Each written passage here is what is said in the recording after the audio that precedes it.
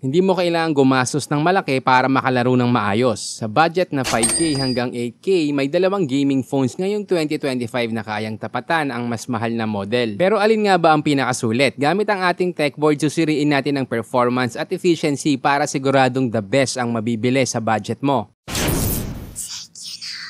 Una sa ating listahan, andyan pa rin ang Itel RS4. May 6.56-inch IPS LCD, 120Hz refresh rate at 269 ppi. Naka-Helio G99 Ultimate on Tutu score na around 423K, 8GB RAM, 128GB storage, expandable hanggang 1TB at naka-Android 13. Sa camera, naka-50MP main at 8MP selfie shooter. May 5000 mAh battery, 45W charger at bypass charging. Ngayon, naabutan natin tong naka-sale kaya mabibili na lang sa presyong 5,699 pesos. Pag hindi yan sale, nasa around 6,000 plus. Ang isa pang gaming phone na marerecommend natin under 8K, nandyan ang Nubia Neo 3 4G.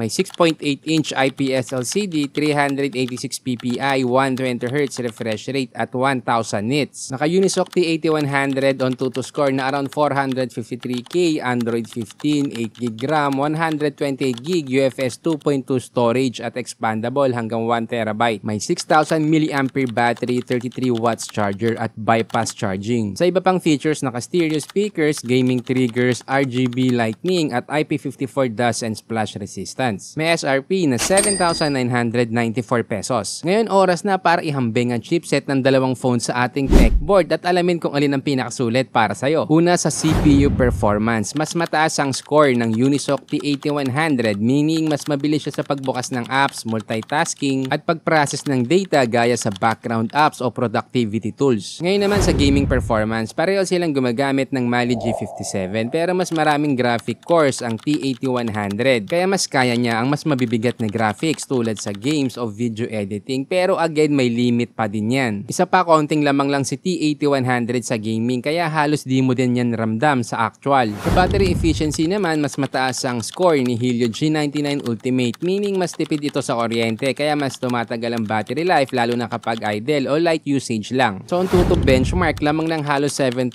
ang Unisoc T8100 kumpara sa Helio G99 Ultimate. Para mas madaling maintindihan, ang Unisoc T8100 mas malakas sa raw performance, magandang choice kung gusto mo ng mabilis na processor. Ang Helio G99 Ultimate naman mas energy efficient at well optimized kaya mas tumatagal ang battery at smooth sa araw-araw na gamit. Sa madaling salita, depende sa ito kung ano ang priority mo. Kung performance, mag T8100 ka, pero kung optimization, andyan ang G99 Ultimate. Well, para sa akin, mas mahalaga pa rin ang optimization. Madalas ko itong sinasabi, lalo na sa mga China ROM, oo, malakas nga ang specs niyan, pero may mga apps kasi na hindi naman optimized, which is para sa akin, nababaliwala yung lakas ng specs. Kaya mas pipiliin ko ang RS4. Pero syempre, kung gaming features naman at lagi ka naglalaro ng FPS games tulad ng COD, dyan papasok ang Nubia Neo 3 4G. Kaya nakadepende pa din talaga sa budget at kung saan mo madalas gamitin ang device mo. By the way, nilagay ko na rin sa description ang official links kung saan mo ito mabibili. Gumawa rin kami ng FB group na smartphone tips. Dito, i-guide ka namin para piliin ang best smartphone para sa budget mo. Plus, kami na din ang maghahanap ng discount at trusted store online. Again, exclusive lang to sa mga bumibili online at gusto ng discount. Ginawa ko nga pala ang Techino dahil sa dami ng smartphones na lumalabas ngayon, napakahirap ng mamili. Kaya dito sa channel, kami mismo ang nagre-research para malaman kung anong device ang pinakasulit para sa budget mo. Pero para makagawa pa kami ng ganitong content, kailangan din namin ng suporta mo. Kaya huwag kalimutan mag-subscribe, i-like at i-share ang ating video.